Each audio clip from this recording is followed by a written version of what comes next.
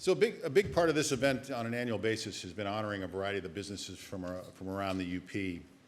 And this particular business, I've had a chance to meet and work with Matt Johnson when he first began kind of helping to pave the road for Eagle Mine in its many iterations as it finally got the different approvals and really has proved itself as a great partner in our community. I'm still hoping that they are doing a lot of drilling out there and find some more ore because they have been a great piece to our community. And it's gone well beyond the jobs that they brought. It's gone well beyond, the different things that are happening in those smaller communities where the mine and processing is located.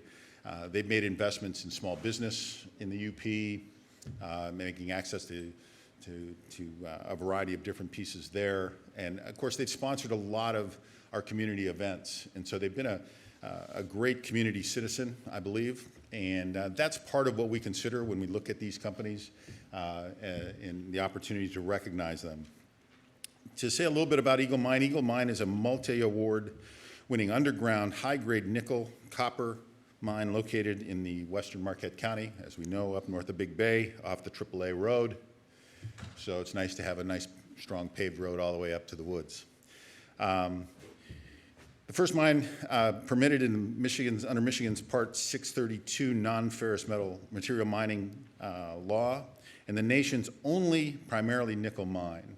And if you know anything about the electric vehicles, you know how important nickel is to part of that process.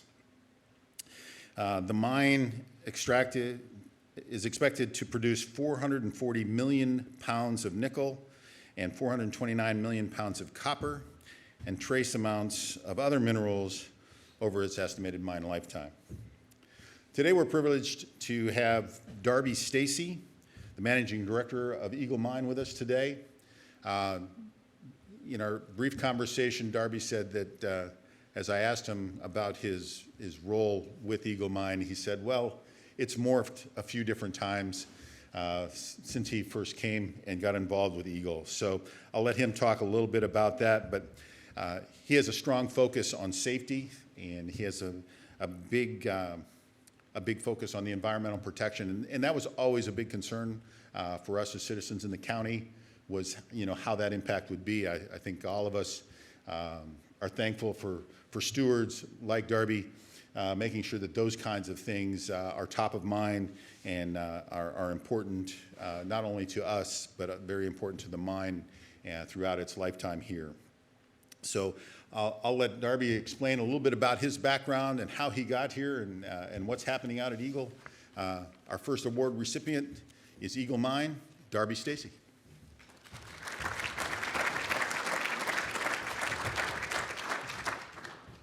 Thank you for that introduction.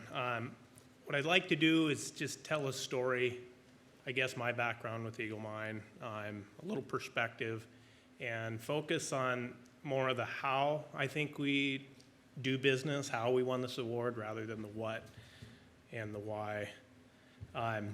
So I first heard about Eagle Mine, it was 2007. I was working at a silver mine in Alaska, out on an island, and it really struck me, why in the world would there be a base metal mine in the upper Midwest? It just didn't make sense. I'm from the West, so it stuck in my head. And for those of you that know anything about mining, it's a really, really small, tight industry. So as mining would have it, in 2012, I moved here with my wife. We moved to Ishpeming, and we were part of the project to build the mine. I have a processing background, so I helped to design, construct the Humboldt mill, the brownfield job that we did out there.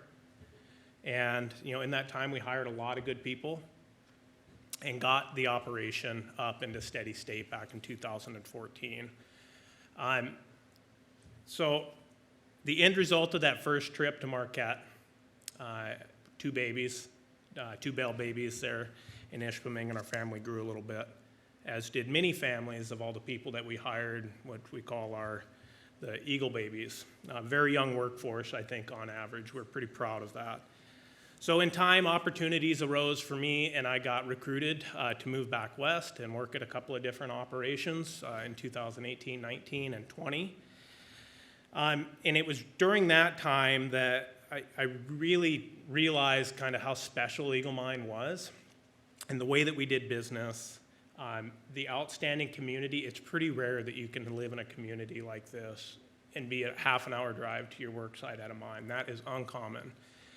So all those things kind of crystallizes, experience does. You can kind of look back and it puts some light on that and some perspective. So I grew a lot during that time.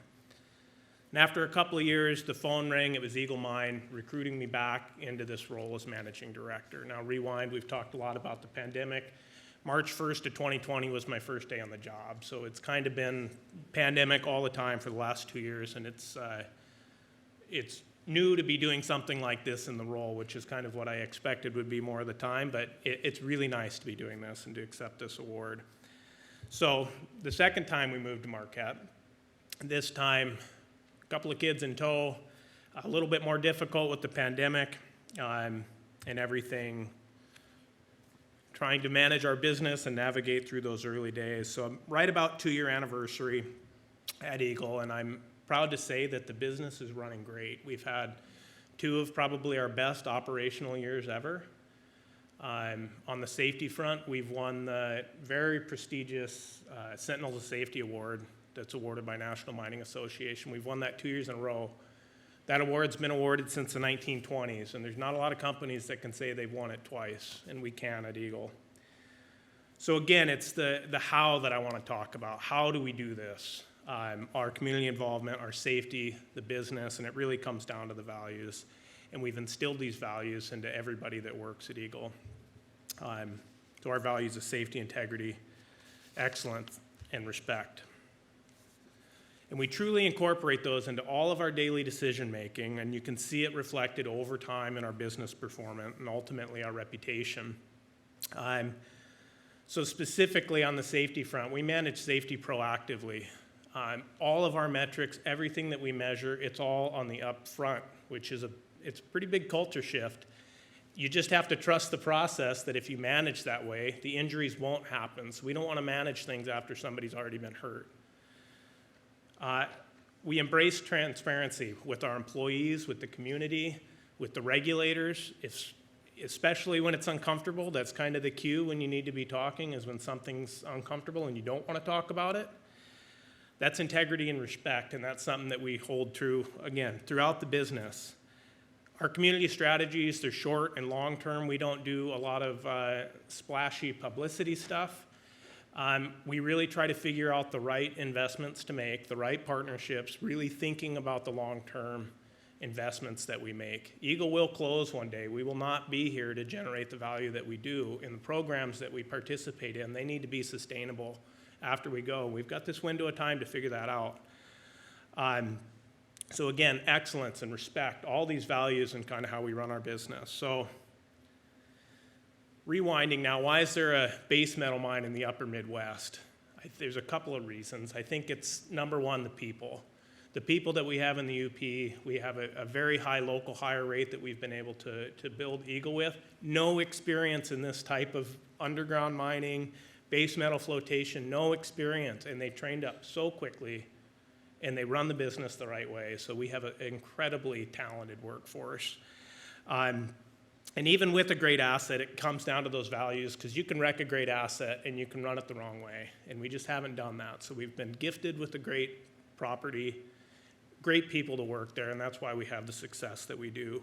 Last week, our CEO from Lundin, Peter Rockendale, was on site, his first trip to Eagle.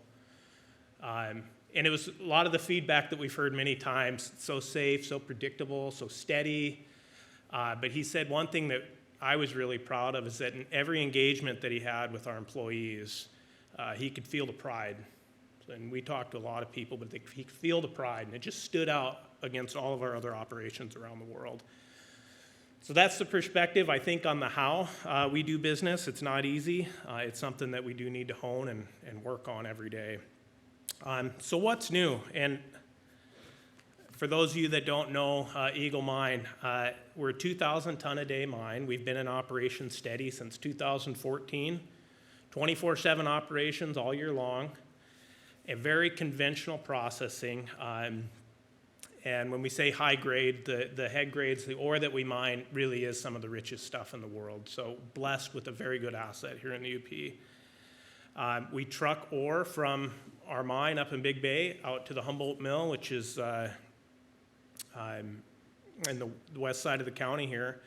And at the mill, we process it into a copper concentrate and a nickel concentrate. That we sell to our customers in Canada. We ship away on rail cars a couple times a week. The tailings from our process are stored in the old iron ore pit that Cliffs operated back in the 50s. So again, kind of a neat full cycle thing that we're pretty proud of at Eagle, that we're able to use a brownfield facility that's already impacted by mining and keep it all on the same site.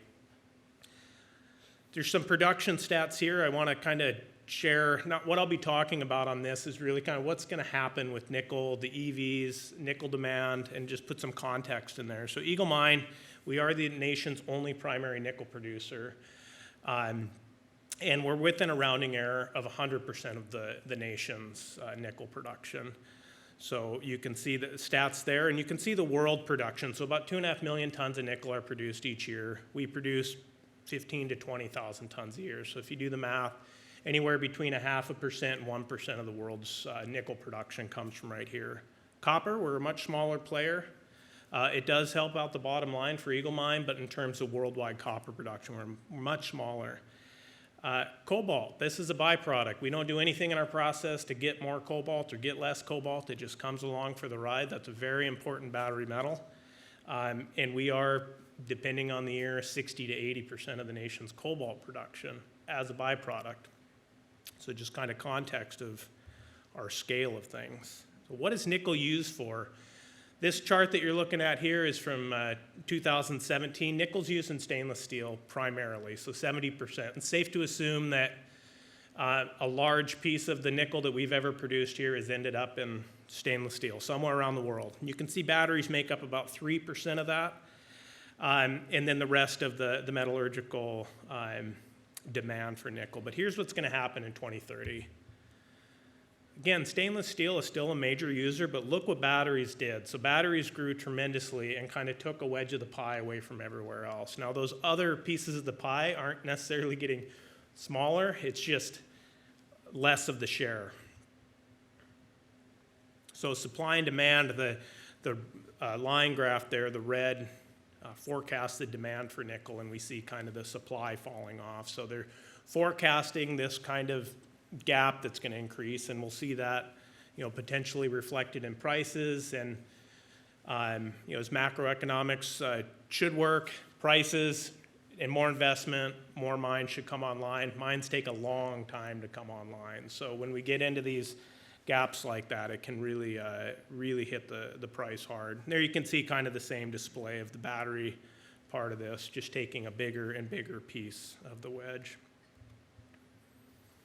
So what does this mean for Eagle? This has changed really quite a bit. We're getting a lot of attention in the last 2 years. So the first, I think it's like a crossroad for two reasons why we're getting so much attention. The first, we're the nation's only nickel mine. Everybody needs nickel for these EVs. We're right in Michigan where they make these cars, so that's bringing a lot of attention. Hey, people just really don't know. On the other side of it, with the mining community and these people, we see the supply-demand gap widening. How do you do it? Everything is run so well at Eagle. Your environmental performance is best in class. Your safety performance is best in class. So mining companies that know about Eagle are also bringing their attention to us on how to do it. So it's this crossroads of attention, which is interesting in perspective, I guess. When we started up 10 years ago, it was a lot of trust us. We promise it's going to be fine. It's going to be great. Now we have a seat at the table. You could call it credibility. And so it's been really, we're proud to have that seat at the table and proud to be part of the conversation. Our journey. So again, just kind of saying that our responsibility has matured. We're not a startup little mining company anymore. You can see our road discovered in 2002, all the different checks along the way, and our current spot. We have our life of mine goes through 2025, at which point we start our closure process at 2026 and beyond. You mentioned drilling, and we are still drilling. We're drilling underground. We're not doing any more surface drilling. So we're really focused on potential extensions or what's going on beneath our ore body, in and around. So we're at roughly 3,000 feet below the surface where we're drilling. And really the purpose of that, you can't expect necessarily to get something, but as long as I'm going to be in this role, if there's nickel down there, we're going to drill and make sure that we got everything that we could, because the asset, the investment, all the work that we've done to get to this point, it'd be a tough thing to leave anything down there without being sure. Now, that's not a promise there's anything down there. It's probably a pretty slim chance, but we're going to keep trying. So that's kind of what's happening here in the future and with drilling, but again, just through 2025. So I guess to wrap it up, maybe another story about our seat at the table and the story that we need to share. So we had a chance, Matt and I, at Michigan Tech a couple of weeks ago to talk to the new class of mining engineering students, pretty small classes. They're getting that program growing again.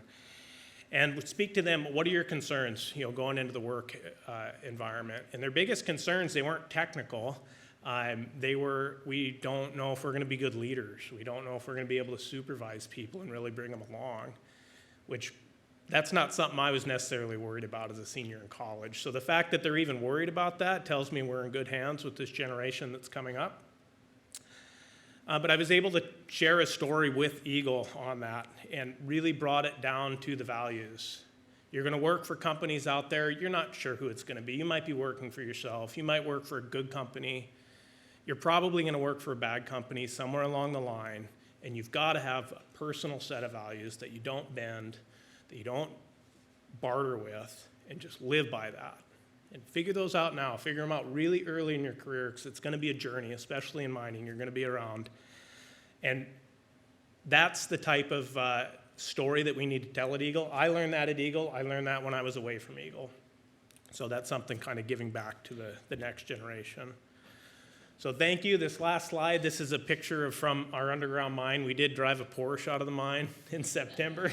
So kind of a cool event that we were able to do, and rewind 10 years ago.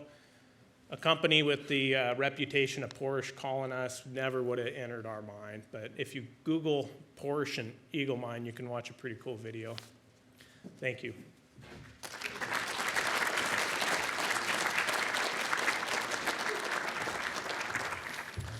Thank you.